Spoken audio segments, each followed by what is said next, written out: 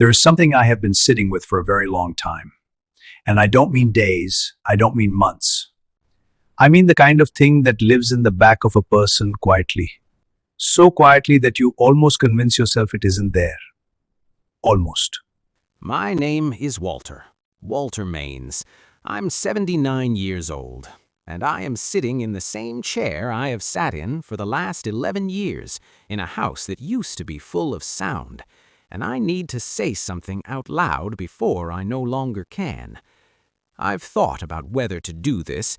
I've picked up the phone, put it down, walked to the window, come back, sat down again, but here I am. Because there is something strange that happens when you get to this age. The things you spent your whole life not looking at directly, they start to look at you. And they are patient. God, they are patient. I was 29 years old when I made the decision that shaped everything that came after. I didn't know that at the time. That's the thing nobody tells you about the moments that change your life. They don't announce themselves. They don't feel heavy when they happen. They feel ordinary, manageable, even reasonable. I was 29. I had a wife named Carol. We had been married 3 years. We had a small apartment on the second floor of a building on Deering Street, and in the mornings the light came through the kitchen window in a way I can still see if I close my eyes. She was the kind of person who noticed things, small things. If you were quiet, she noticed. If something was sitting behind your eyes, she noticed. She used to say, "Walter, you're somewhere else today." And she wasn't wrong. I was somewhere else a lot. Not physically, I was there. I was present in the room, at the table, in the bed, but there was a part of me that I had learned very early in my life to keep somewhere no one could reach. And I thought that was fine. I thought that was just how I was built. I grew up in a house where men didn't speak about what was happening inside them, not because anyone told us not to. It was never said out loud. It was just the weather. It was just the way the air felt in that house. My father was a good man. He worked hard. He showed up. He never once raised his hand to me, but in 32 years of knowing him, I never once knew what he was afraid of, never knew what he regretted, never knew if he was happy. And I watched him, the way a boy watches his father, looking for instructions. So I learned. I learned that the inside of a man was his own business. I learned that feelings were things you moved past, not through. I learned that being steady meant being closed, and for a long time I was very, very steady. Carol called it something else. She didn't call it steady, she called it far away.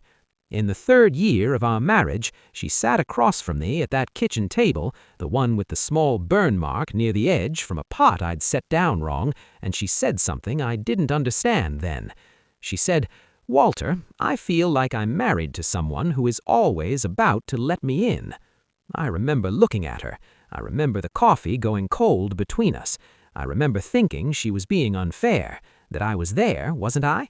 That I worked, that I came home, that I never left. I said something like, "I don't know what that means." And she looked at me with those quiet eyes of hers and said, "I know." I didn't ask her what she meant. I got up, I rinsed my cup, I went somewhere else. And I told myself she was just having a hard week. We had a son, Daniel, born in 1975, on a Tuesday in November when the first snow had just come, and I stood in a hospital hallway and felt something crack open in my chest that I had never felt before. I remember holding him, this small, red, furious little person, and I thought, this is it. This is the thing that will change me, because how could it not? How could you hold something that fragile and stay the same? And for a while, I think it did change me. I was softer those first years. I played on the floor. I read the same books 40 times without minding. I let him fall asleep on my chest on Sunday afternoons while the game played quietly on the television.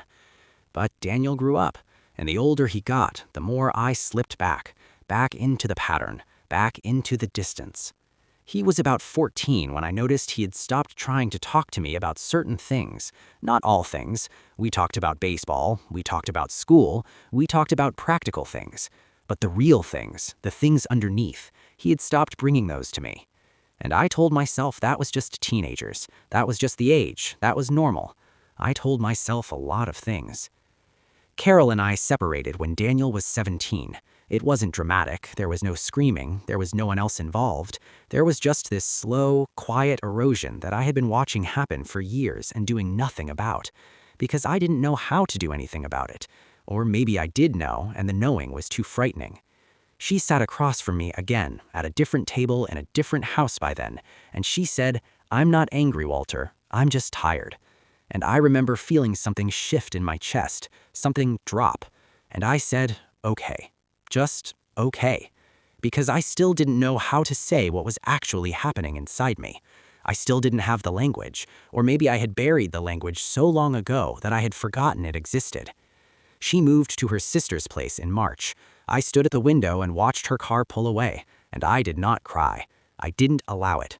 I stood there until the car turned the corner. Then I went and rinsed my cup. I want to stop here for just a moment, because this is where I would have turned away from this story 50 years ago. This is the part I could not have faced, not because it's dramatic, not because it's shameful, but because it required me to look directly at something I had spent my entire adult life turning sideways from. The truth that I was lonely, not because people had left me, but because I had never fully arrived. After Carol left, I told people I was fine. And I was fine, in the way that a house is fine after the family moves out. The walls are still standing, the roof holds, the pipes work, but there's a sound that comes when you're in a house like that, a particular kind of quiet that isn't peaceful. It's just empty. I went to work, I came home, I made dinner for one, which I was surprised to find I was competent at. I called Daniel on Sundays. We talked about baseball and school and practical things. I did not tell him I missed his mother. I did not tell him the apartment felt strange at night. I did not tell him that I sometimes sat in the kitchen at 2 in the morning and didn't know why I was awake or what I was waiting for. I was 52 years old, and I still didn't know how to say the true thing. Daniel got married at 28. Her name was Renee. She was warm and quick and laughed at things Daniel said in a way that made you feel the room relax. I liked her immediately. I was glad he had chosen someone who noticed things, the way his mother had. At the wedding, Carol and I were cordial, pleasant. We spoke briefly near the bar, and she looked well, and I told her so. She thanked me. I asked about her work. She asked about mine. And then we drifted back to our separate tables, and I spent the rest of the evening watching my son dance with his wife, and I felt something I expected. Not sadness, not exactly. More like watching something through glass, being outside of a warmth you can see but not feel. I drank 2 glasses of wine slowly and drove home alone and sat in the car in the parking garage for a while before going upstairs. That feeling had a name. I just wasn't ready to use it yet. The years after that moved in the way years do when you are not paying the right kind of attention, quickly and without warning. I retired at 64. Daniel and Renee had 2 children, a boy and then a girl.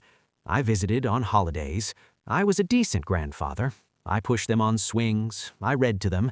I showed up. But there was something Daniel's son, Marcus, said to me once that I have thought about more times than I can count. He was maybe 6 years old. We were sitting on the back porch of Daniel's house, and I was watching him draw something in a notebook. And out of nowhere, the way children do, he looked up at me and said, "Grandpa, what makes you sad?" Just like that. 6 years old. And I looked at this child, and I felt something move in my throat.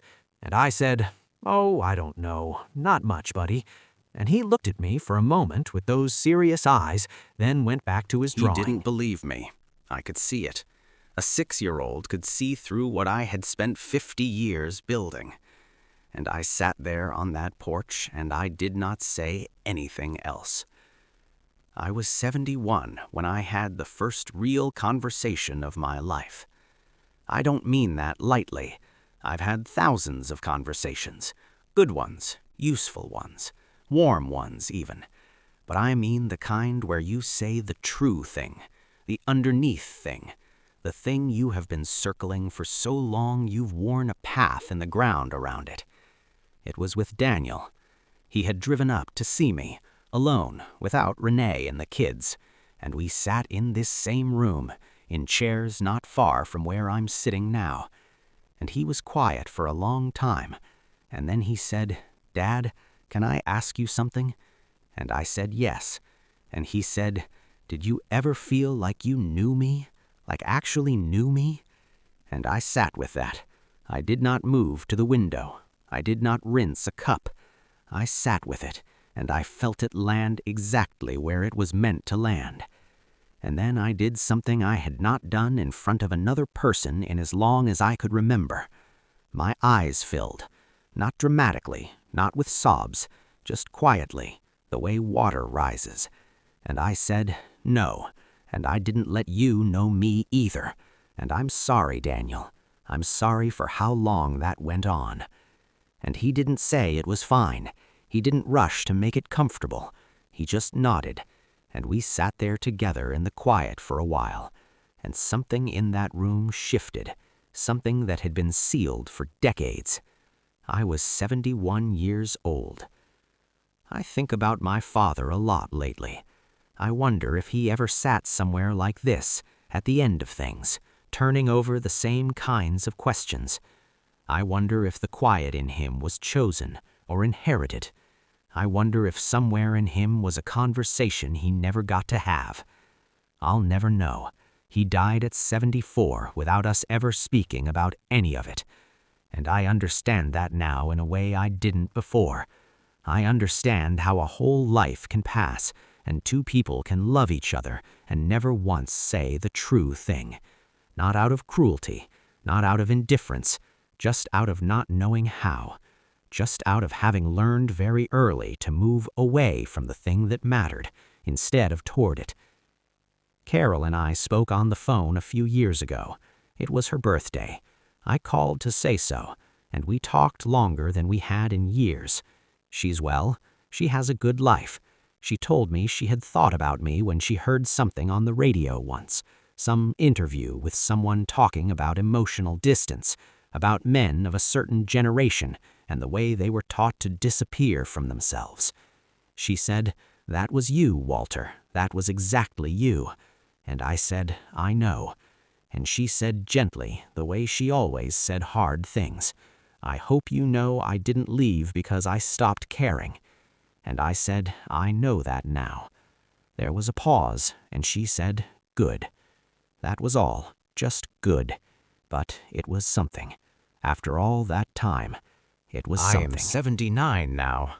I don't know how much longer I have in this chair, in this house, in this particular version of the world.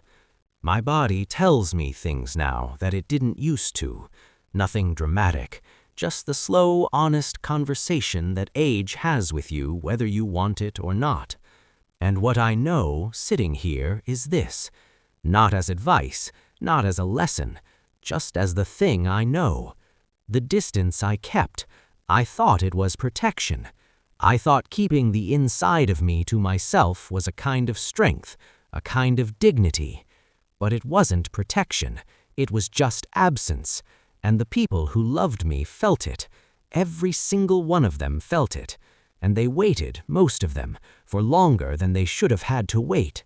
And some of them eventually stopped waiting. And I was there the whole time, right there, just not arrived. Daniel calls me every Sunday now. We talk about different things than we used to, not always about baseball, sometimes about real things, heavy things, things that sit between us and we hold together for a minute before moving on. It's not perfect. We are still learning a language neither of us was taught, but we are learning it. And that is something I did not think was possible at 71, sitting in this room with water rising behind my eyes. And it is the closest thing to grace that I have ever known. I don't know why I decided to record this today. Maybe because Marcus is coming to visit next week. He's 16 now, and I want him to know before he builds the same walls, before he inherits the same quiet, that the thing inside him is not something to move away from. I won't tell him that directly. I'm not sure I'd know how. But maybe I'll sit with him on the porch again. And if he asks me what makes me sad, this time I'll tell him. If something in this sat with you, just sit with it for a while. You don't have to do anything with it. Sometimes just letting something be true